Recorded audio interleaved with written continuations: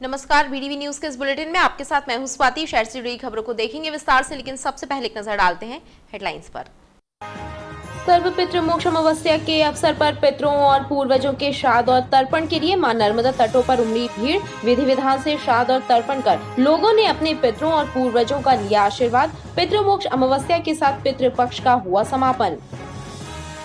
मां आदिशक्ति की आराधना के महापर्व नवरात्र का सोमवार से हो रहा शुभारंभ। घरों, देवी मंदिरों से लेकर शक्ति पीठों तक गूंजेंगे माता के जयकारे। नवरात्र पर्व की तैयारियों में जुटी संस्कारधानी, मंदिरों में हो रही विशेष तैयारियां। और दैनिक भास्कर गरबा महोत्सव के प्रतिभागियों को अब फाइनल गरबे का इंतजार। भास्कर गरबा महोत्सव की प्रशिक्षण पाठशाला में डांडिया गरबा रास में निपुण हुए प्रतिभागियों में नजर आ रहा गजब का उत्साह।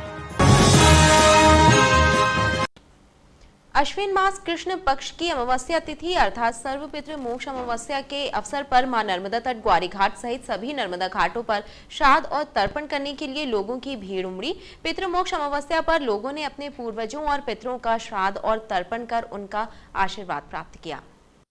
अश्विन मास कृष्ण पक्ष की अमावस्या तिथि अर्थात पितृमोक्ष अमावस्या के मौके पर रविवार को मां नर्मदा तट ग्वारी घाट सहित सभी नर्मदा घाटों पर श्राद्ध कर्म और तर्पण के लिए श्रद्धालुओं की भारी भीड़ उमड़ी। पितृपक्ष के समापन के अवसर पर लोगों ने अपने पूर्वजों और पितरों का श्राद्ध और तर्पण कर उनसे समृद्धि कल्याण का आशीर्वाद प्राप्त किया। सर्वपितृ मोक्ष अमावस्या पर उन मृत व्यक्तियों के लिए भी श्राद्ध और तर्पण किया जाता है जिन पूर्वजों की मृत्यु की तिथि याद नहीं रहती या फिर किसी कारणवश तिथि पर श्राद्ध और तर्पण कर्म नहीं कर पाते। ऐसा माना जाता है कि इस दिन श्राद्ध करने से पूर्वज प्रसन्न होते हैं और आशीर्वाद प्रदान करते हैं। ये आज हम अपने पितरों को यहाँ पर पिंडदान करने के आए हैं। बुजुर्गों का हमारे ऊपर आशीर्वाद बना रहता है। हम लोगों ने 15 दिन उनकी पूजा अर्चना की और उनसे आशीर्वाद प्राप्त किया। यही हमारे लिए एक सौभाग्य की बात है कि बुजुर्गों का आशीर्वाद हम लोगों को बना रहता है। आज विधिवत पूजा अर्चना करने के लिए हम लोग यहाँ पर आए हुए हैं और बस उनका आशीर्वाद बना रहे। उसके बाद जब हम लोग पितरों के 3 साल कंप्लीट हो जाते हैं तो हम लोग गया घी में जाके पूरा उनका तर्पण करके और उनसे आशीर्वाद प्राप्त करते हैं। ज्योतिषाचार्यों और पंडितों के मुताबिक सर्वपितृ मोक्ष अमावस्या पर श्राद्ध और तर्पण अनुष्ठान करने से पूर्वज और पितरों को मोक्ष की प्राप्ति होती है। पूर्वजों के लिए किए गए अनुष्ठान से उनका परिवार अपने जीवन में सभी प्रकार के पापों और बाधाओं से मुक्त हो जाता है। आज पितृमोक्ष अमावस्या है। अपने पूर्वजों को लोग आज पिंडदान व तर्पण करके विदाई कर रहे हैं। अपने पूर्वजों का जो बन रहा लोगों से श्रद्धा पूर्वक सीधा मिठाई सब ब्राह्मणों को दान कर रहे हैं। आज आखिरी दिन है। अपने पितरों की विदाई कर रहे हैं श्रद्धा पूर्वक लोग। और नर्मदा का जल अभी तो रोड पे था कल, आज कुछ कम हो गया है तो इससे थोड़ी पब्लिक को सुविधा है, नहीं तो सड़क पे बड़ी संकीर्णता के कारण बहुत दिक्कत थी। पितृमोक्ष अमावस्या के दिन सभी पितरों का विसर्जन होता है, इसलिए इसे पितृ विसर्जन अमावस्या भी कहा जाता है। पितृमोक्ष अमावस्या के मौके पर मां नर्मदा तट ग्वारी घाट सहित सभी नर्मदा घाटों पर तर्पण और श्राद्ध करने आने वाले लोगों की भीड़ को देखते हुए जिला प्रशासन और पुलिस विभाग ने सुरक्षा और यातायात व्यवस्था के लिहाज से व्यवस्थाएं भी सुनिश्चित की। पितृमोक्ष अमावस्या के मद्देनजर मां नर्मदा तट ग्वारी घाट पर उमड़ने वाली लोगों की भारी भीड़ को ध्यान में रखते हुए जिला प्रशासन और पुलिस विभाग ने यातायात और सुरक्षा के लिहाज से ग्वारी घाट में व्यापक इंतजाम भी सुनिश्चित किए। घाटों को जाने वाले मार्गों पर वाहनों की आवाजाही को प्रतिबंधित करने के लिए बैरिकेड्स लगाए गए, साथ ही डायवर्सन पॉइंट्स और पार्किंग की व्यवस्था भी की गई। एडिशनल एसपी संजय अग्रवाल ने बताया कि मां नर्मदा के जलस्तर में बढ़ोतरी को देखते हुए घाटों पर भी सुरक्षा के इंतजाम किए गए हैं। घाटों तक वाहनों की आवाजाही से यातायात प्रभावित न हो और लोगों को असुविधा न हो, इसके लिए वाहनों का घाटों तक प्रवेश प्रतिबंधित किया गया है। लोग बिना किसी व्यवधान के घाट तक पहुंच सके, इसके लिए डायवर्सन मार्ग की भी व्यवस्था की गई है। आज भूतड़ी अमावस्या में पुलिस के द्वारा श्रद्धालुओं को कोई दिक्कत ना हो इस प्रकार से व्यवस्था की गई है। इसके लिए जो है शुरू से ही हमने अवधपुरी मोड़ से डायवर्जन लगाया हुआ है ताकि 4 व्हीलर आकर के भीड़ में कोई दिक्कत पैदा ना करें, और मोटरसाइकिल भी हम बाहर लगवा रहे हैं। और पूरी जनता जो है, पूरे श्रद्धालु पैदल आ रहे हैं घाट तक। घाट पे चूँकि पानी ज़्यादा था और दुकानें बाहर की ओर लगी हुई हैं तो थोड़ा सा इसलिए उनको थोड़ा सा व्यवस्था में दिक्कत हो सकती है, परंतु व्यवस्था ये बनाई गई है कि सभी पैदल आएँ, पैदल सब चलेंगे, कोई दिक्कत नहीं है। और कहीं भी कोई जाम ना लगे, तो अभी पूरी व्यवस्था लगी हुई है। और घाटों पे जो पानी के में कोई अनहोनी ना हो, इसके लिए तैराक वगैरह भी लगे हुए हैं। वहीं दूसरी ओर ग्वारी घाट के सभी घाटों और उसके आसपास पुलिस बल और गोताखोर भी तैनात किए गए ताकि किसी भी अप्रिय घटना को टाला जा सके। मां आदिशक्ति की आराधना का महापर्व नवरात्र सोमवार से प्रारंभ हो रहा है। नवरात्र पर्व को लेकर संस्कारधानी के सभी मंदिरों में विशेष तैयारियां की जा रही हैं। मां आदिशक्ति की आराधना का महापर्व नवरात्र सोमवार से प्रारंभ हो रहा है। नवरात्र के पावन पर्व पर मां जगत जननी के अलग अलग स्वरूपों का पूजन कर मां की आराधना की जाएगी। नवरात्र के लिए विशेष व्यवस्था की जा रही है। सोमवार को शुभ मुहूर्त में घट स्थापना की जाएगी। इसके बाद माता का विशेष पूजन अर्चन, आरती और धार्मिक अनुष्ठानों का क्रम शुरू होगा।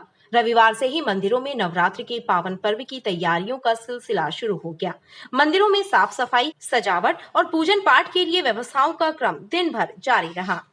देवी स्थलों में मां भगवती की विशेष रूप से तैयारियां की जाती हैं। उसी की बात जो है, आज श्री दशमुखी माता महाकाली मंदिर माता जी का जो है विधि विधान से अभिषेक किया जा रहा है, पूजन चल रहा है। और पूजन में मां भगवती की पूर्ण रूप से व्यवस्थित करके और श्रृंगार करके सफाई चल रही है। और साफ सफाई कर करके मां भगवती का कल से जो है घट स्थापना है, ज्योत स्थापना है। मंदिर, सभी मंदिर देवालय स्थानों में जैसे ज्योत जलती हैं, घट स्थापना होती है, मां भगवती की विशेष पूजा होती है। उसी की भांति जो है दशमुखी माता महाकाली मंदिर में कल विशेष पूजन प्रारंभ होगा। नवरात्र पर्व पर मंदिरों के अलावा घरों में भी माता रानी की ज्योति प्रकाशित होगी। घरों में भी घट स्थापना के साथ माता का पूजन अर्चन किया जाएगा। श्रद्धालु उपवास धारण कर मां भगवती की उपासना करेंगे। कोरोना काल के 2 सालों के बाद इस वर्ष संस्कारधानी गरबा महोत्सव के लिए पूरी तरह तैयार है। गरबा महोत्सव को लेकर लोगों में खासा उत्साह है। दैनिक भास्कर का 4 दिवसीय गरबा महोत्सव इस उत्साह को 2 गुना करने वाला है।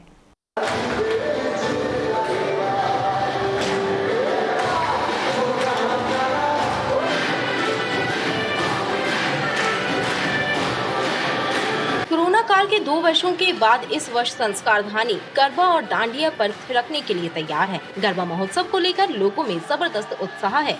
इस उत्साह को दैनिक भास्कर का 4 दिनी गरबा महोत्सव 2 गुना करने तैयार है। बीते कई दिनों से दैनिक भास्कर के गरबा महोत्सव की प्रशिक्षण पाठशाला में गरबा और डांडिया की धुन सुनाई दे रही है। प्रतिभागी पूरे जोश और उत्साह के साथ गरबा डांडिया का प्रशिक्षण प्राप्त कर रहे हैं। सिविक सेंटर विशंबर भवन दैनिक भास्कर कार्यालय में दैनिक भास्कर गरबा महोत्सव की प्रशिक्षण कार्यशाला में प्रतिभागियों को गरबा डांडिया का प्रशिक्षण दिया जा रहा है और अब प्रतिभागी फाइनल गरबे के लिए पूरी तरह तैयार हैं।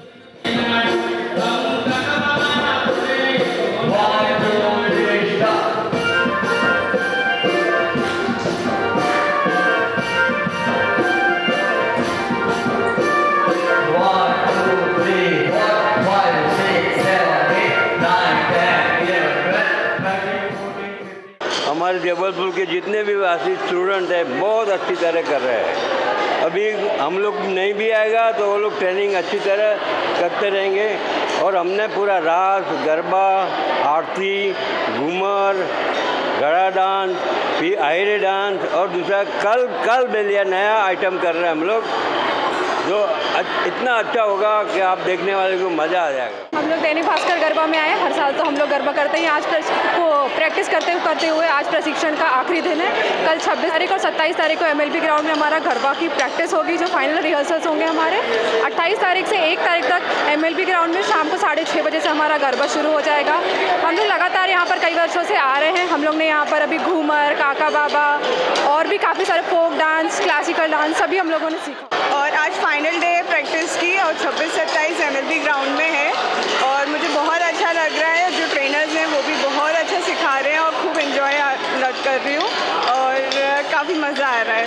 Thank you. हम लोग गरबा में दैनिक भास्कर आए हुए हैं। आज हमारा यहाँ आखिरी दिन है और फिर 2 दिन हमारे MLB ग्राउंड में होंगे प्रैक्टिस। आज ही आखिरी दिन है तो हम एंजॉय करना चाहते हैं। हमको बहुत अच्छा लग रहा है। क्या क्या सीखा आप लोगों ने? आज हम लोग ने यहाँ पे डांडिया सीखा, गरबा सीखा और पार्टनर डांस भी सीखा। हमको बहुत अच्छा लगा। गरबा है, यहाँ पे हमने बहुत सारे डांस सीखे, जैसे गरबा, डांडिया, फोक डांस और भी प्रकार के घघरी और आरती सीखा है। गुजरात के मिलन ग्रुप के कलाकारों ने प्रतिभागियों को गरबा, डांडिया रास के साथ ही आरती, घूमर के स्टेप्स सिखाए हैं। गुजराती गीतों की ढोल की थाप के बीच प्रतिभागी गरबा महोत्सव के लिए खुद को पूरी तरह तैयार कर रहे हैं।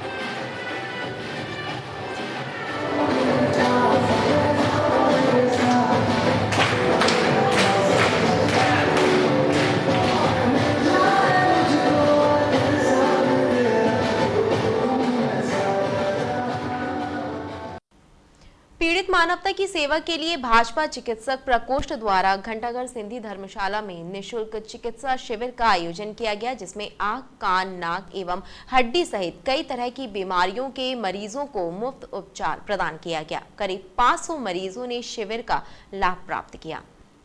भारतीय जनता पार्टी चिकित्सक प्रकोष्ठ द्वारा अपने डॉक्टर सदस्यों की मदद से घंटाघर सिंधी धर्मशाला में एक मेगा निःशुल्क चिकित्सा शिविर का आयोजन किया गया, जिसमें आंख, कान, नाक, गला विशेषज्ञ एवं त्वचा और रक्तचाप संबंधी डॉक्टर्स ने अपनी महत्वपूर्ण सेवाएं निःशुल्क प्रदान की। शिविर में एलोपैथी, आयुर्वेदिक एवं होम्योपैथी डॉक्टर्स एक साथ शामिल रहे।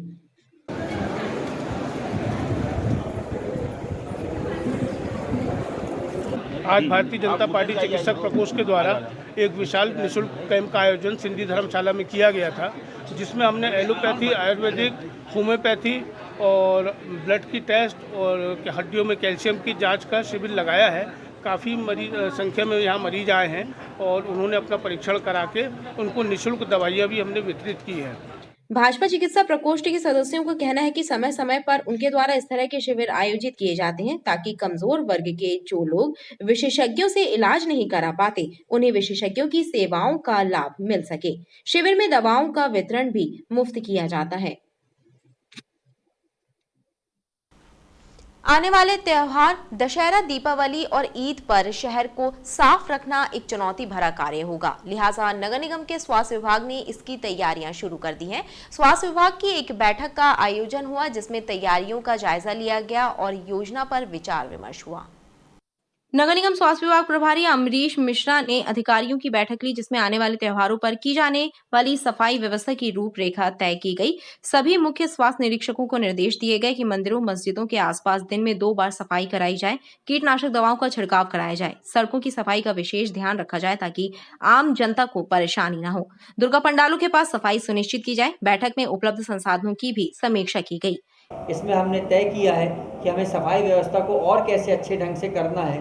हमें पार्षदों से समन्वय बनाकर हर दुर्गा पंडाल की लिस्ट बनाते हुए हर पंडाल में नियमित 2 टाइम दवाई का छिड़काव, वहाँ पर नियमित साफ सफाई, लोगों को सफाई के प्रति जागरूकता, जितने भी वहाँ व्यापारिक क्षेत्र हैं, लोग व्यापार करने के लिए अपने ठेले दुकान लगाएंगे, उनको सफाई के लिए जागरूक करना, 2 टाइम सफाई की व्यवस्था, ये सब बातें करते हुए हर पार्षद महोदय से CSI और संबंधित अधिकारी का नियमित बात होती रहे, प्रतिदिन उनसे संपर्क में रहें, उनके निर्देश के से काम करें। नगर निगम स्वास्थ्य विभाग प्रभारी अमरीश मिश्रा ने अधिकारियों की बैठक ली, जिसमें आने वाले त्योहारों पर की जाने वाली सफाई व्यवस्था की रूपरेखा तय की गई। स्वास्थ्य विभाग की इस बैठक में अपर आयुक्त महेश कुमार कोरी, स्वास्थ्य अधिकारी भूपेंद्र सिंह एवं सहायक स्वास्थ्य अधिकारी अनिल जैन भी उपस्थित रहे। मध्य प्रदेश सरकार ने एक नई योजना शुरू की है, जिसका नाम बाल आशीर्वाद योजना है। इसके तहत ऐसे अनाथ बच्चों को जो लीगल गार्जियन के घर पर रह रहे हैं, उन्हें 4,000 रुपए महीना दिया जाएगा। जिला प्रशासन द्वारा महिला बाल विकास विभाग के जरिए घर घर सर्वे भी कराया जा रहा है। अनाथ बच्चों को गोद लेने वालों के लिए राहत भरी खबर है कि 0 से 18 वर्ष तक के बच्चों के पालन पोषण में सरकार मदद करेगी। एक नई योजना बाल आशीर्वाद योजना के जरिए 4,000 रुपए प्रति माह दिए जाएंगे। ऐसे अनाथ बच्चे जो लीगल गार्जियन के घर पर रह रहे हैं, उनके लिए ये राशि प्रदान की जाएगी। एक माननीय मुख्यमंत्री महोदय के निर्देश अनुसार एक नया योजना आया है, वो बाल आशीर्वाद योजना है। इस योजना के अंतर्गत ऐसे बच्चे हैं जिनका ना माँ बाप नहीं है, वो अनाथ है, लीगल गार्जियन है, किसी का घर में रह रहा है, उन सभी बच्चों का 0 से 18 साल तक है ना बच्चों को आइडेंटिफाई करके उनको हर महीने 4,000 रुपये है ना देने के लिए ना योजना है। हमने इसको भी ना महिला बाल विकास को घर घर सर्वे करने के लिए कहा है। मैं आपके माध्यम से समाज के ना सभी लोगों से अपील करता हूँ, आपकी नॉलेज में ऐसे कितने भी बच्चे हैं उनकी ना अनाथ है या उनके माँ बाप नहीं हैं, ऐसे बच्चे को डिस्ट्रिक्ट एडमिनिस्ट्रेशन महिला बाल विकास के ना नॉलेज में लाया जाए, उन बच्चों को ये बाल आशीर्वाद योजना के अंतर्गत ना लाभ दिला सके। कलेक्टर डॉक्टर इलैया राजटी का कहना है कि महिला बाल विकास विभाग के जरिए घर घर सर्वे भी करवाया जा रहा है ताकि कोई पात्र हितग्राही इस योजना के लाभ से वंचित न रह जाए। गरीब और दलितों की आवाज और विश्व को एकात्म मानववाद की प्रेरणा देने वाले राष्ट्रवादी नेता पंडित दीनदयाल उपाध्याय की जयंती भारतीय जनता पार्टी के द्वारा मनाई गई। देश और विश्व को एकात्म मानववाद का ज्ञान और संदेश देकर समाज के अंतिम पंक्ति में बैठे हुए लोगों को समाज की मुख्य धारा में शामिल करने का कार्य करने वाले राष्ट्रवादी नेता पंडित दीनदयाल उपाध्याय की जयंती भारतीय जनता पार्टी के द्वारा मनाई गई। इस मौके पर पंडित दीनदयाल चौक पर स्थित पंडित दीनदयाल उपाध्याय की प्रतिमा पर भारतीय जनता पार्टी के नेताओं और कार्यकर्ताओं ने माल्यार्पण किया। राष्ट्रवादी नेता पंडित दीनदयाल जी को श्रद्धा सुमन अर्पित करने सांसद राकेश सिंह, पूर्व मंत्री शरद जैन, विधायक अशोक रोहानी सहित पार्टी नेता और कार्यकर्ता प्रतिमा स्थल पहुंचे और उनकी प्रतिमा पर माल्यार्पण किया। आज पंडित दीनदयाल उपाध्याय जी की जयंती है, एक ऐसे महामानव की जयंती जिन्होंने अपना पूरा जीवन राष्ट्र को समर्पित किया, खुद अभावों में जीवन जिया, लेकिन देश को और विश्व को एकात्म मानववाद का ज्ञान और संस्कार देकर गए।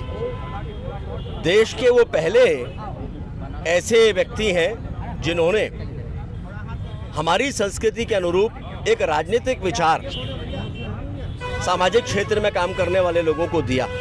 एकात्म मानववाद, जो समाज की अंतिम पंक्ति में बैठे हुए लोग हैं उनकी चिंता करना, उनको समाज की मुख्य धारा में शामिल करना, भारतीय जनता पार्टी का मूल दर्शन एकात्म मानववाद है और उसी पर आधारित होकर भारतीय जनता पार्टी की सरकारें अपना कार्य कर रही हैं। पार्टी ने तय किया है सेवा पखवाड़ा के रूप में हम लोग इस जयंती में आप मना रहे हैं। हमारे मंडल के अध्यक्ष आदरणीय राहुल जी, हमारे वरिष्ठ कार्यकर्ता आदरणीय राजेंद्र जी, हम सब लोग यहाँ पर आए थे और पूरे देश में आज यह कार्यक्रम मनाया जा रहा है। सहकारिता प्रकोष्ठ के द्वारा उनकी जयंती मनाई गई और उनके मार्गदर्शन में हम सब कार्यकर्ता लगातार सेवा भाव से पूरे भारत देश में करते आ रहे हैं। इस मौके पर भाजपा नेताओं ने पंडित दीनदयाल जी के संदेशों को जीवन में आत्मसात करने का संकल्प भी लिया। भ्रष्टाचार के आरोपों से घिरे बिशप पीसी सिंह के कारनामे सामने आने के बाद डायोसिस ने बिशप और उसके परिवार के विरुद्ध सख्त रुख अपनाया है। डायोसिस ने बिशप पीसी सिंह, उसकी पत्नी नोरा सिंह और पुत्र पीयूष पाल सिंह पर शैक्षणिक संस्थाओं और बैंकों में हस्ताक्षर करने पर रोक लगा दी है। ईओडब्ल्यू के शिकंजे में आए बिशप पीसी सिंह और उसके परिवार के विरुद्ध डायोसिस ने भी कार्रवाई करना शुरू कर दिया है। आर्थिक अनियमितताओं से घिरे बिशप पीसी सिंह और उसके परिवार के खिलाफ सख्त एक्शन लेते हुए डायोसिस ने सभी शैक्षणिक संस्थाओं और बैंक अकाउंट्स के होल्डर के रूप में मॉडरेटर ब्रूसली थंगादुरई की नियुक्ति की है। बिशप पीसी सिंह, उनकी पत्नी नोरा सिंह और पुत्र पीयूष पाल सिंह अब संस्थाओं और बैंकों में हस्ताक्षर नहीं कर सकेंगे।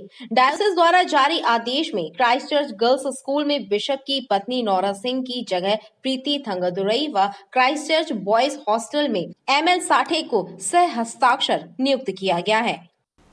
शहर की सड़कों पर बेलगाम भागती चलो बस लोगों के लिए मुसीबत बनती जा रही है। चलो बस की रफ्तार अब लोगों के लिए नुकसानदायक साबित हो रही है। माड़ोदाल गुरुद्वारा जहांगीराबाद के बीच तेज रफ्तार चलो बस ने एसयूवी को टक्कर मार दी। इस घटना में किसी प्रकार की जनहानि तो नहीं हुई, लेकिन बस की टक्कर से एसयूवी को नुकसान पहुंचा। इस घटना के बाद क्षेत्र का यातायात भी प्रभावित हुआ। आम नागरिकों का कहना है कि जनता की सुविधा के लिए शुरू की गई चलो बस सड़कों पर तेज रफ्तार और लापरवाही से चलाई जा रही है, जिससे दुर्घटना भी हो रही है। शासन प्रशासन को बसों की रफ्तार पर लगाम लगाने का प्रयास करना चाहिए। अभी यहाँ सिटी के अंदर गुरुद्वारा जहांगीराबाद लगता हैगा और सिटी बस चलो बस सर्विस जो है वो तेज गति से आ रही थी और एसयूवी को टक्कर मार दी। और हमेशा क्या यही है, सिटी के अंदर से बस निकलती है, कभी लेफ्ट साइड कभी राइट साइड लोगों को टक्कर लगती रहती है। आए दिन का बना हुआ है ये। क्या चाहते हैं आप महापौर से? महापौर से यही चाहते हैं कि ये बसों की सिटी के अंदर से अगर जा रही है तो ये गति तय हो जाए, जिससे उनका 30 या 20 की रफ्तार हो तो आम जन को कोई हानि ना पहुँचे, यही उम्मीद करते हैं।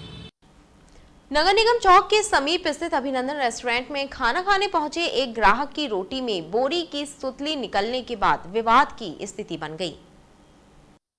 रोटी में सुतली निकलने का वीडियो अब सोशल मीडिया पर भी वायरल हो रहा है। मामला नगर निगम चौक के पास स्थित अभिनंदन होटल का है, जहां सत्येंद्र सिंह ठाकुर और उनके साथी खाना खाने पहुंचे थे।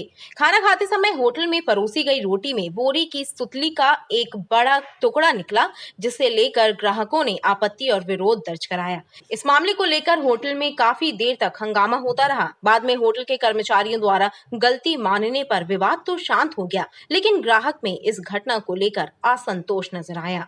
3 बत्ती बस स्टैंड के वहाँ अभिनंदन में हम लोग ने रोटी खाई। रोटी के अंदर बहुत बड़े रेशा मिले। आप लोग वीडियो देखेंगे उसमें जरूर समझ में आएगा।